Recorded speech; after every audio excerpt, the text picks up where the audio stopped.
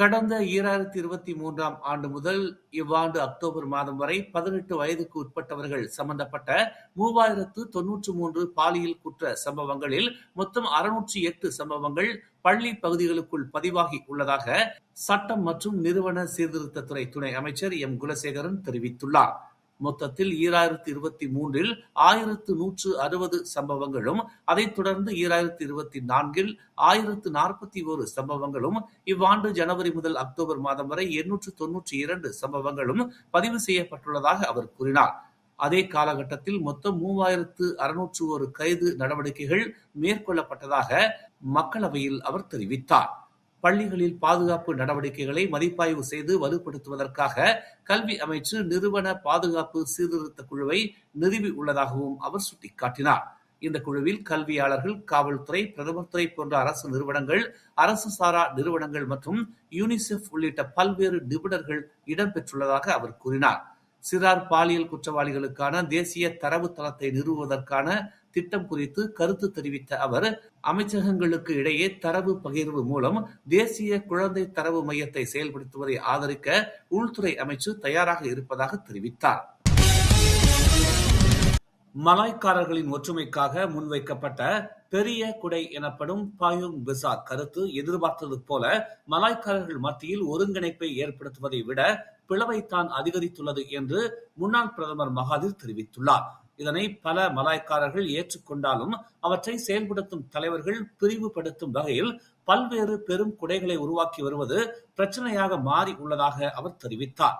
தற்போது 4 அல்லது 5 பெரிய பாயோங் பசார் குழுக்கள் உருவாக்கப்பட்டுள்ளன என்றும் அவை மக்களின் ஆதரவை பெற பிரச்சாரங்களை மேற்கொள்வதாகவும் அவர் கூறினார். மக்கள் விருப்பப்படி தேர்வு செய்யும் சூழல் ஏற்பட்டதால் மலாய்க்காரர்கள் இந்த பெரிய குடைகளுக்குள் தனித்தனியாக பிரிந்து கிடக்கிறார்கள். எனவே எத்தனை குடைகள் இருந்தாலும் அவை அனைத்தும் நிரம்பவில்லை. பல இடங்கள் காலியாக உள்ளன. இதன் விளைவு மலாய்க்காரர்கள் ஒரே குடையின் கீழ் இணையும் சாத்தியம் இன்றி இருக்கிறார்கள் என்று மகாதிர் தனது முகநூல் பதிவில் தெரிவித்துள்ளார். பல அரசியல் கட்சிகள் இருப்பதால் மலாய்க்காரர்கள் ஏற்கனவே பிளவுபட்டுள்ளனர். அதே நிலைமை பாயோங் பசார் திட்டத்திலும் தொடர்கிறது என்று அவர் கூறினார். பாயோங் பசார் முன்மொழிவை நாம் ஏற்றுக்கொண்ட விதத்தில் ஏதோ தவறு உள்ளது என்றும், எனவே மலாய்க்காரர்கள் ஒன்றாக யோசிக்க வேண்டிய நேரம் இது என்றும் அவர் பதிவிட்டுள்ளார்.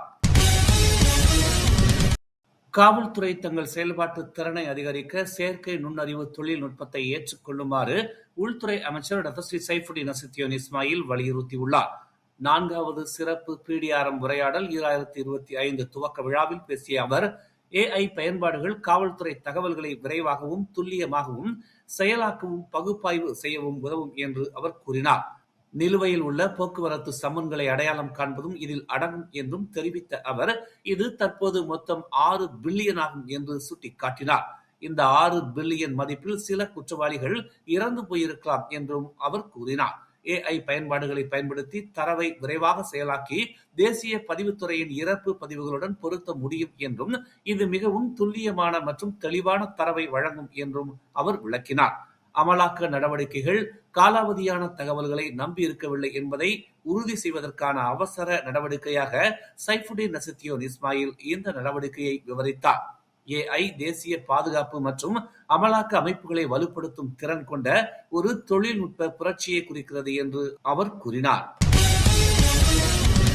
ஜலான் கெந்திங் ஹைலண்ட்ஸில் நுழையும் வாகனங்களுக்கு விரைவில் கட்டணம் வசூலிக்கப்படும் என்று கெந்திங் மலேசியா பெர்ஹாட் நிறுவனம் உறுதிப்படுத்தியுள்ளது.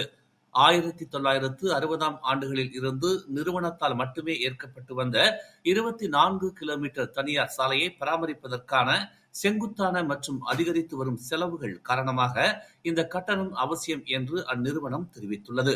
மலைப்பாங்கான நிலப்பரப்பில் கெந்திங் மலேசியாவால் தனியாரால் கட்டப்பட்ட ஜலான் கெந்திங் ஹைலண்ட்ஸ், கெந்திங் மலேசியாவின் சொத்துகளுக்கு அப்பால் உள்ள ரிசோர்ட்ஸ் வேர்ல்ட் கெந்திங் மற்றும் பிற மலை இடங்களுக்கு பாதுகாப்பான அணுகலை வழங்குகிறது என்று தெரிவிக்கப்பட்டுள்ளது. ஜலான் கெந்திங் ஹைலண்ட்ஸின் அதிக பயன்பாடு மிகப்பெரிய அளவிலான தேய்மானத்தை ஏற்படுத்தி உள்ளது என்றும், மேலும் சாலை பயனர் பாதுகாப்பை உறுதி செய்ய நிலையான பராமரிப்பு தேவைப்படுகிறது என்றும் தெரிவிக்கப்பட்டுள்ளது. மலைப்பகுதிகளில் பணிபுரிவது சவாலானது என்றும் ஆபத்தானது என்றும், எனவே அனைத்து பயனர்களுக்கும் சாலை மற்றும் சரிவுகளின் பாதுகாப்பை உறுதி செய்வதற்கு இது மிக அவசியம் என்றும் அத்தரப்பு அறிவித்துள்ளது. லஞ்சம் பெற்று அதிகாரிகளிடம் புகார் அளிக்க தவறிய குற்றச்சாட்டில் ஷா ஆலம் அமர்வு நீதிமன்றத்தில் நேற்று ஒரு வங்கியைச் சேர்ந்த 3 முன்னாள் அதிகாரிகள் நீதிமன்றத்தில் ஆஜர்படுத்தப்பட்டனர். வங்கி விற்பனை மேலாளரான நூர் மசீதா 40 மில்லியனுக்கும் அதிகமான மதிப்புள்ள 127 கடன் ஒப்பந்தங்களை தயாரிக்க பரிந்துரைத்ததற்காக ஒரு சட்ட நிறுவனத்திடமிருந்து 1,46,360 ரிங்கிட் லஞ்சம் பெற்றதாக கூறப்படுகிறது.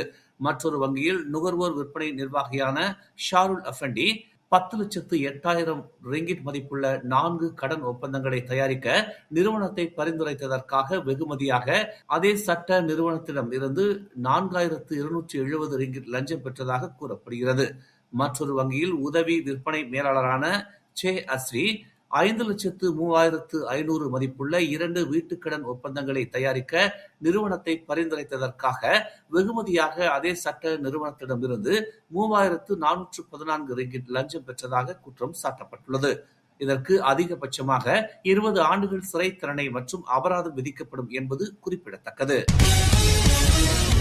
பினாங்கு ஜாஸ்டோன் முத்தியாரா லைன் LRT கட்டுமான தளத்திற்கு முன்னால் உள்ள மேம்பாலம் அருகே துண்டாக்டர் லின் சோங் யூ எக்ஸ்பிரஸ் வேயில் 17 வயது மோட்டார் சைக்கிள் ஓட்டி பேருந்துடன் மோதியதில் நேற்று பரிதாபமாக உயிரிழந்தார்.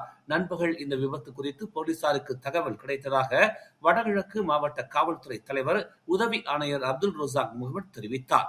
காலை 11 மணி அளவில் பாதிக்கப்பட்டவர் கேட் லெபு மெக்காலாமில் இருந்து சம்மர் பிளேஸ் பர்சியாரான் கர்பால் சிங்கில் உள்ள தனது வீட்டிற்கு சென்று கொண்டிருந்த போது இந்த விபத்து நிகழ்ந்ததாக முதற்கட்ட விசாரணையில் தெரிய வந்துள்ளது என்று அவர் கூறினார்.